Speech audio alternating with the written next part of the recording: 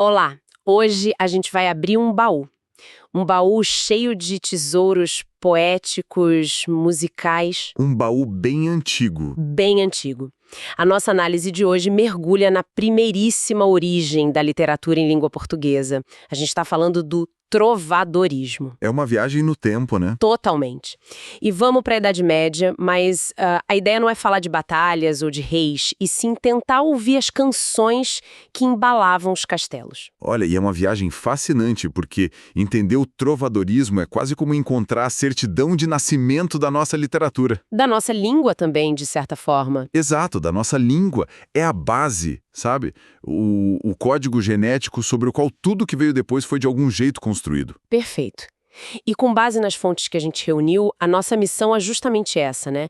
Decifrar esse código, tentar entender como era a vida e a arte num mundo tão diferente do nosso. Uhum. E descobrir que por trás daquela imagem de cavaleiro sofredor existia uma sociedade, assim, vibrante, cheia de amor, claro, mas também de fofoca, de crítica e até de muito bom humor. Muito fofoca. Certo. Então vamos começar a nos situar. Para onde e para quando exatamente essa nossa máquina do tempo está nos levando? A gente está pousando na Europa da Idade Média, num período que vai, assim, a grosso modo, do século XII até o século XIV. Entendi. O movimento mesmo, ele nasce na região da Provença, lá no sul da França, que era um caldeirão cultural na época, e de lá ele se espalha, principalmente pela Península Ibérica. E em Portugal? Tem uma data de início? Tem um marco simbólico. As fontes costumam usar o ano de 1198, mais ou menos, com a Cantiga da Ribeirinha. Ah, a famosa Cantiga da Ribeirinha. Isso que é atribuída a um trovador chamado Paio Soares de Taveirós. Ok. E o fim? Quando essa moda, digamos, acaba. O fim simbólico é datado em 1413. Nesse ano, o rei nomeia o Fernão Lopes como o cronista-mor, o guardião dos arquivos do reino. O que isso significa? Isso sinaliza uma mudança de mentalidade, uma valorização da prosa, da história. Já está apontando para o que viria a ser o humanismo, sabe? A era dos trovadores estava chegando ao fim. E uma coisa que as fontes deixam muito clara e que acho que muda tudo é que a gente não está falando de poemas para ler num livro, em silêncio. Não, de jeito nenhum, É quase como a música pop da época. né? Exatamente. Esquece essa imagem do poeta sozinho no quarto. Pense em performance, em show. Aham. Eram textos feitos para serem cantados, acompanhados por instrumentos tipo a viola de arco, o alaúde. O alaúde, claro. A flauta, a trilha sonora da vida na corte. Para entender o trovadorismo, a gente tem que pensar em música antes de tudo. E por que a música era tão central assim? Por causa do contexto. A sociedade medieval ela se apoiava em, digamos, 3 pilares que moldaram essa arte. Certo? Primeiro, o feudalismo, aquela hierarquia super rígida de suzeranos e vassalos. Segundo, o teocentrismo, com a Igreja Católica, Deus no centro de tudo. E o terceiro, que talvez seja o mais importante para a nossa conversa, a oralidade. Oralidade. A grande maioria da população não sabia ler, a cultura, as histórias, a arte, tudo era transmitido pela voz, pelo canto. A música era o jeito de fazer a poesia circular e ser memorizada. Faz todo sentido. E quem eram os artistas, os rockstars desse período?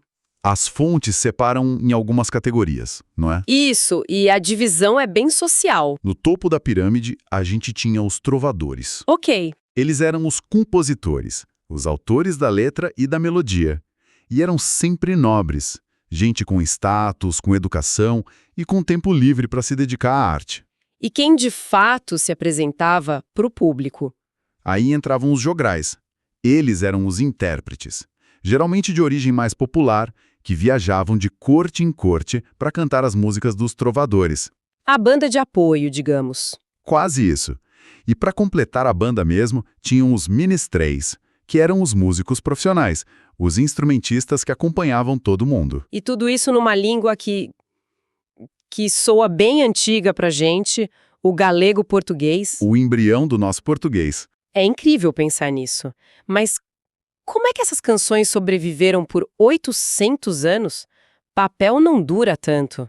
Sorte a nossa, que algumas pessoas na época tiveram o trabalho de compilar tudo isso em grandes livros manuscritos que a gente chama de cancioneiros. Ah, os cancioneiros. Sem eles, tudo teria se perdido. Os 3 mais famosos que chegaram até nós são o Cancioneiro da Ajuda, o da Biblioteca Nacional de Lisboa e o da Vaticana. Tem algum detalhe curioso sobre eles? Muitos. O Cancioneiro da Ajuda, por exemplo, é o mais antigo e, nossa, é um objeto de arte belíssimo. Todo ilustrado com iluminuras que mostram os músicos tocando. Uau! Mas o curioso é que, embora tenha as letras, os espaços para notação musical, eles foram deixados em branco. Como assim? Então, a gente tem as letras, tem as imagens dos músicos, mas as melodias originais da maioria das canções se perderam no tempo. Que pena. É um mistério, então. Um mistério fascinante. Que incrível! Ok, então temos o cenário. Agora vamos para as músicas em si. As fontes dividem essa produção toda em grandes grupos, né? O primeiro parece ser o das cantigas líricas, as que falam de sentimentos. E aí já tem uma subdivisão. Exato. 2 vertentes bem distintas. As cantigas de amor e as de amigo. Vamos começar pela cantiga de amor. Pelo que eu entendi das fontes, apesar do nome, ela parece ser mais sobre sofrimento do que sobre amor de fato. É a tal da coita ou amor cortês. Precisamente. O cenário é quase um roteiro fixo, sabe? Uhum. O eu lírico, a voz que canta, é sempre masculina, um cavaleiro. Ele se dirige a uma dama da nobreza, que ele descreve como um ser perfeito, divino, mas completamente inacessível. Inacessível por quê? Ou por ser casada, ou de uma classe social muito, muito superior. O amor dele não pode se realizar. Então o que ele faz? Fica só sofrendo? Ele sofre e ele transforma esse sofrimento em arte. Ele se coloca numa posição de total submissão, como um servo. E aqui vem um detalhe incrível. Qual? Ele se refere a ela como Mia Senhor, ou seja, minha senhora, mas dito no masculino. Peraí, minha senhor, no masculino. Por quê? Isso é muito estranho. Parece, mas é a chave para entender tudo. O que é fascinante aqui é que essa relação amorosa é um espelho perfeito da estrutura social do feudalismo. Ah, A submissão do poeta à sua dama é idêntica à relação de vassalagem entre um cavaleiro e o seu suzerano, o seu senhor feudal.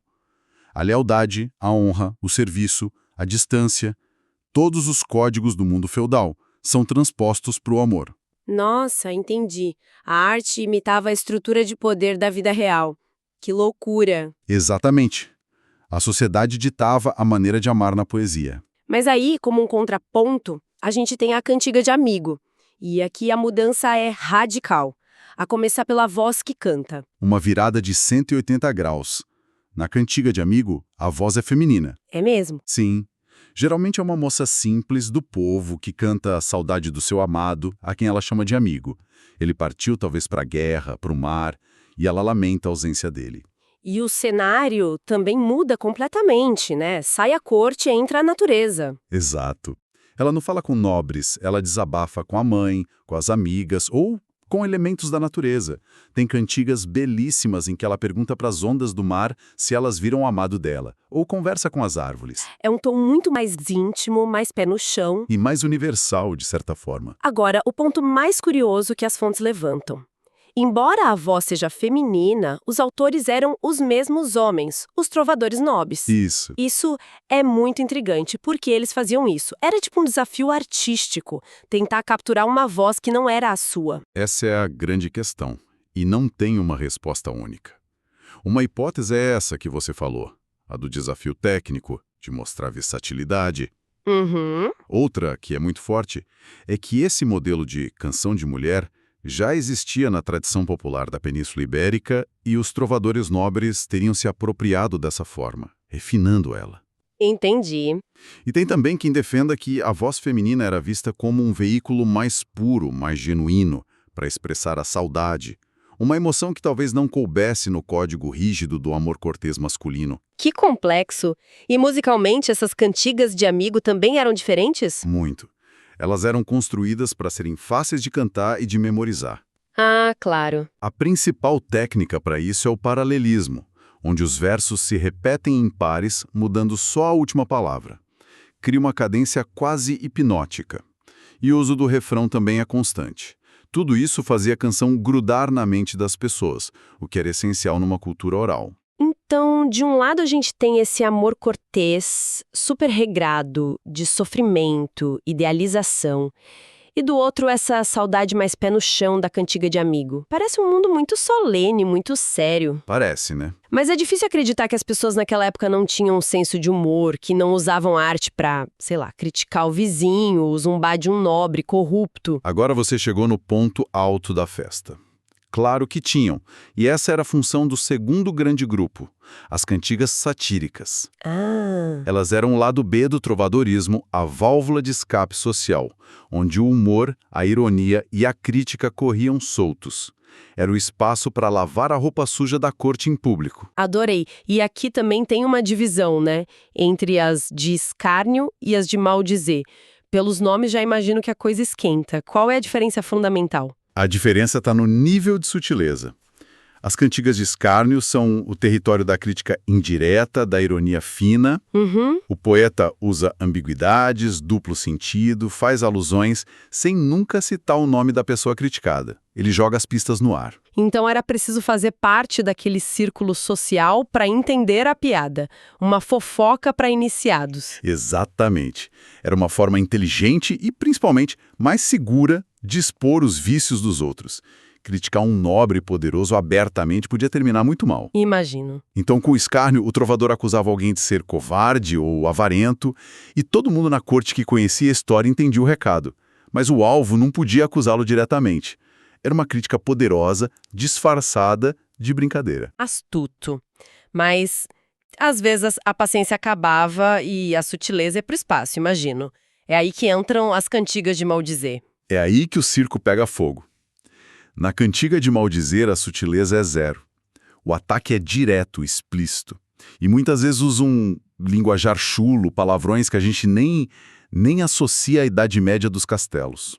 Uau, então eles citavam os nomes?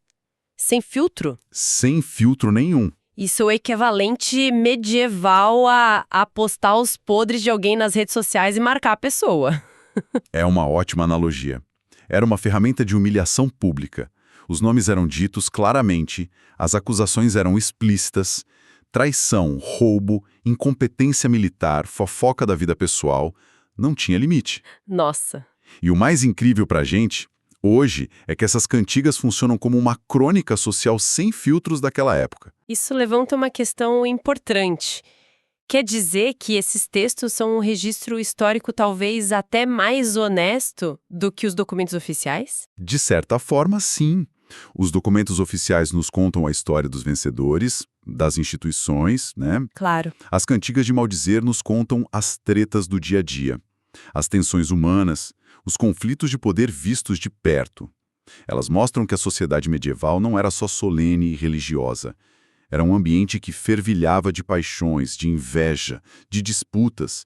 E a música era a arena onde isso se tornava público. É uma janela para a humanidade daquelas pessoas. Exatamente. Então, o que tudo isso significa no fim das contas? Quando a gente junta todas essas peças, o amor idealizado, a saudade feminina, a crítica velada e o ataque direto, que retrato do trovadorismo a gente tem? A gente tem um retrato de um movimento artístico muito mais complexo e completo do que se imagina. Aham. Não foi só o ponto de partida da literatura, mas um ecossistema cultural inteiro. Uma arte que refletia a rigidez da sociedade feudal no amor cortês, mas que também abria espaço para uma sensibilidade mais popular na cantiga de amigo, e que ainda servia como uma arma poderosa de crítica social. É um legado duplo, então. Um legado para nossa língua e outro para nossa compreensão da história. Perfeitamente. Tem uma importância linguística fundamental. O galego-português daquelas canções é o embrião da língua que a gente está usando para conversar agora. E tem uma importância histórica e cultural imensa. Essas cantigas são um documento vivo que nos dá acesso direto aos valores, às tensões, à mentalidade de homens e mulheres que viveram há quase um milênio. É a chance de ouvir as vozes deles. Foi uma jornada incrível e muito esclarecedora até as raízes da nossa cultura. Muito obrigada por nos guiar. O prazer foi todo meu. E sabe, Essa nossa conversa me deixa com uma reflexão final para quem nos ouve. Qual? As cantigas satíricas, especialmente as de maldizer, usavam a tecnologia da época, o verso e a melodia, para fazer crítica social de forma pública, viralizando de corte em corte. Hoje, séculos depois, quando a gente vê um meme que critica um político, uma thread numa rede social expondo alguém, ou as diss tracks no mundo do rap, onde um artista ataca o outro diretamente, Nossa, verdade. será que a gente não está vendo os descendentes diretos dessa tradição? Talvez seja uma forma de trovadorismo digital. As ferramentas mudaram drasticamente, mas o impulso humano de usar a arte e a linguagem para celebrar, lamentar e principalmente para criticar parece ser exatamente o mesmo.